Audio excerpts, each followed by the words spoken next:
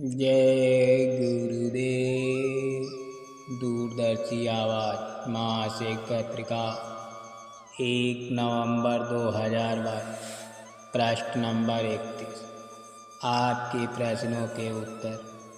श्रीमती हीरावती देवी, आपने पूछा है कि नामदान लेने के बाद देवी देवताओं की पूजा करना कितना जायज़ है।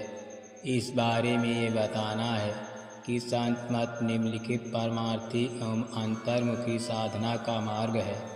एक निष्ठ श्रद्धा भावना की साधना तुरंत फलदायी होती है। देवी देवताओं की पूजा अर्चना बाहिर्मुखी पूजा पाठ का एक अंग है। जब अंतर्मुखी साधना का भेद मिल गया तो काल्पनिक मूर्तियों प्रतिमाओं की पूजा करना कतई उचित नहीं है। ये तो एक प्रकार के गुड्डे गुड़िया का खेल है। महात्माओं ने कहा है कि देवी देवता भूइयाँ भवानी, ये सब मार्ग 84 चलन की, करो जतन सखी साईं मिलन की। श्री वेद प्रकाश जी, आपने पूछा कि मंदिर में बंटने वाले प्रसाद का क्या मतलब है। ये किस प्रकार हमारी मदद करता है।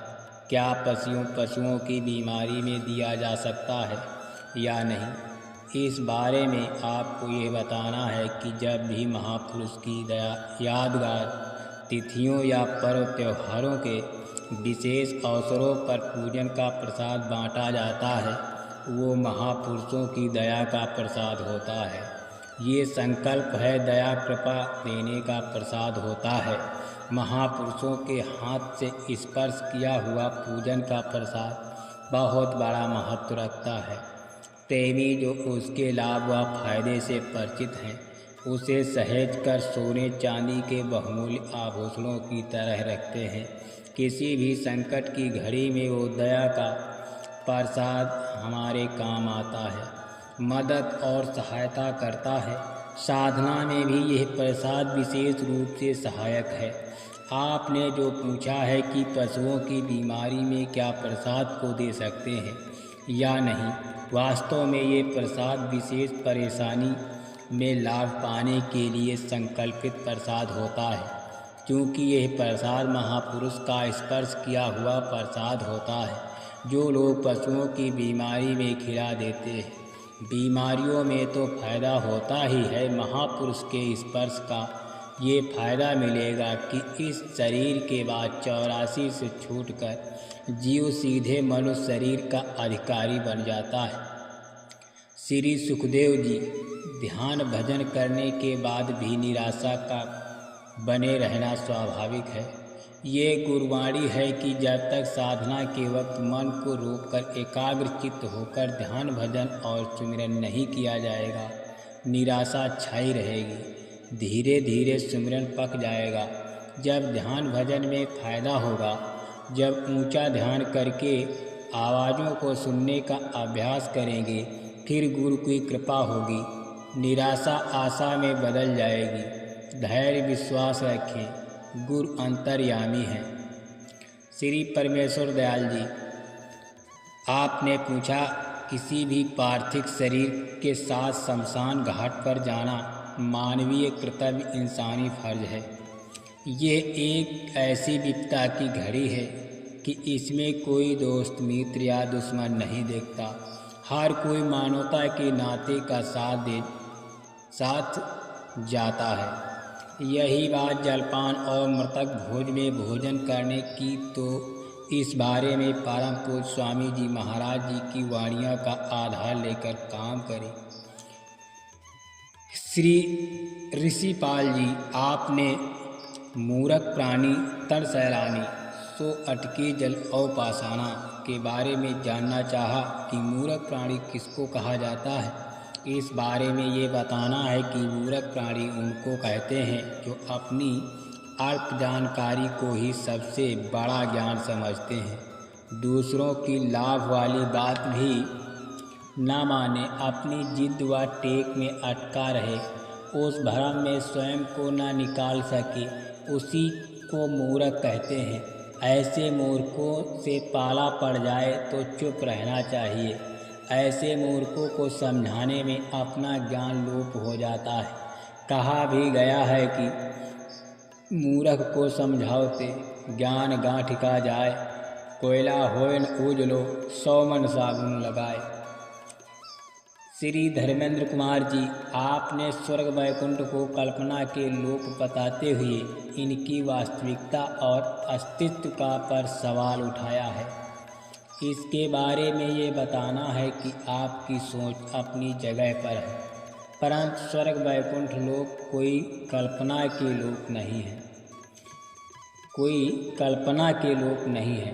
महात्माओं ने भारत की पराविद्या के बल पर अपनी आँख और कान खोलकर देखा सुना, प्रमाण के तौर पर अपनी दया किताबों में लिख दिया। इस प्रकार शरीर यानी इसी शरीर से बाहर निकलने पर पिंड लोक से परे जाने पर आँखों के ऊपर अंडलोक की रचना आती है। अंडलोक में देवी देवताओं का ब्रह्मा विष्णु महादेव तथा स्वर्ग वैकुंठ लोक आदि का स्थान है। उसमें देवी देवता लिंग शरीर में रहते हैं। स्थूल शरीर में ही रहकर जीवात्माएं स्वर्ग वैकुंठ में जा सकती हैं, परंतु स्थूल शरीर से स्वर्ग वैकुंठ में नहीं जाया जा सकता। आगामी 1 से 5 दिसंबर 2022 तक जय गुरुदेव आश्रम मथुरा में पावन वार्षिक भंडारे के सत्संग में आइए। 3 दिसंबर को प्रातःकालीन बेला में पूज्य पंकज जी महाराज के सत्संग को ध्यान से सुनिए, सारी शंकाएं निर्मूल हो जाएंगी।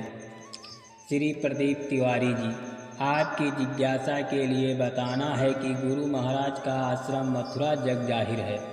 भविष्य के लिए कहा था कि भविष्य में यदि कोई मेरा परिचय पूछे तो सीधे बता दीजिएगा कि बाबा जी का आश्रम मथुरा उत्तर प्रदेश में है, जो संकल्प दया मेहर छोड़कर परम पूज्य स्वामी जी महाराज गए हैं।